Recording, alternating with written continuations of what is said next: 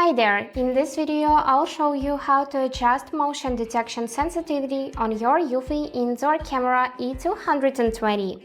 Let's get started. So firstly, we need to open Eufy Security app and then go to the settings by tapping its icon.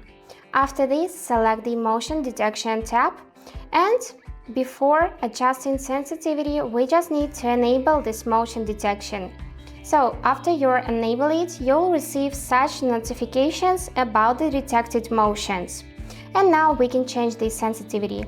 We have 5 options here. This is the lowest, this is low, this is middle, high, and the highest. I suggest you to keep it at a high level, so you'll receive most precise notifications about the motion.